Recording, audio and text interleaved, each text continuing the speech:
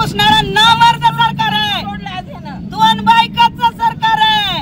शिंदेबाई आणि पवारबाई याच्याबरोबर प्रपंच करणारा जो देवेंद्र फडणवीस आहे, दोन बायकाचं सरकार आहे। या दोन बायकामुळे या सरकारला जनतेकडे दुर्लक्ष करण्याची वेळ आली।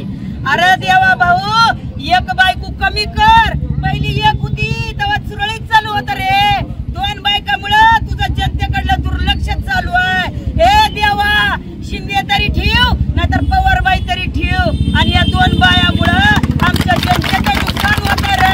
हे देवा, तू आम्हाला लाडकी बहीण म्हणला होता ना, तर लाडक्या बहिणीचं कुकू पुसायला लागला रे तू, लाडक्या बहिणीची लेकरं मारायला रे तू, लाडक्या बहिणीचं सगळा संसाराचा सत्यानाश करायला रे तू आम्हाला लाडकी बहीण म्हणून आमच्याकडनं एक वेळा जरी तू मतदान लाटलाचील ना देवा, एका साडीवर बाई म्हातारी होत नाही। तू आमच्याकडनं आम्हाला म्हणला ना लाडक्या बहिणी निवडून दिला, लाडक्या बहिणीने निवडून दिला ना, अरे पुढच्या पंचवार्षिक मध्ये तुझाच गणपती करायला ह्या लाडक्या बहिणी पुढे येतात का नाही बघत राहा, सांग नाही तुला लाडकी बहीण तुझा गणपती केल्याशिवाय राहत नाही। लाडक्या बहिणीच्या नावाखाली तू निवडून आला म्हणतो रे, तू लाडक्या बहिणी निवडून आला नाही, ईव्हीएम मध्ये घोटाळा केला रे रुमण्या, तू रुमण्या ईव्हीएम मध्ये घोटाळा केला, पण लाडक्या बहिणी पुढे केल्या, सख्या भावाला बहीण बहीण म्हणायला गेली, आणि तू कोण कुठला रे?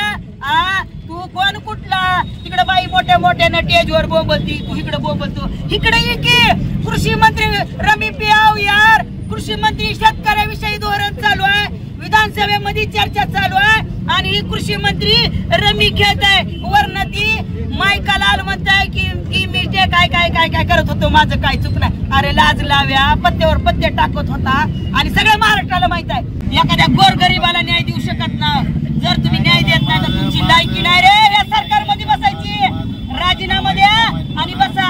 आणि जी सरकार म्हणताय ना लाडकी बहीण, अरे नालायक गोड्यानो, लाडक्या बहिणी, लाडक्या बहिणी वरडा, लाडक्या बहिणी, लाडक्या बहिणी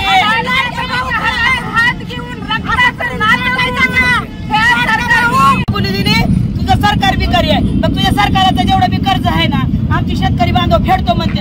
अरे शब्द देऊन बघ, शब्द देऊन बघ आमचा शेतकरी, ज्या जगा शेतकऱ्याला तू जगाचा पोशिंदा म्हणता, ज्या शेतकऱ्याला तुम्ही बळीराजा म्हणता, आणि त्या शेतकऱ्याला रोज तिळ मारता तुम्ही, या शेतकऱ्याचा तळतळाट तुम्हाला लागल्याशिवाय राहणार नाही। आणि या कृषी मंत्र्याचा राजीनामा घ्या म्हटलं तर आता मध्येच नवीन काहीतरी काढलं, खेळायला जाणार, रमी खेळो रमी पियाव, मग आता त्याची जी लायकी आहे, रमी खेळत होता, आता त्याला क्रीडाच मंत्री केलं, आता त्यानं त्याची जी आहे ना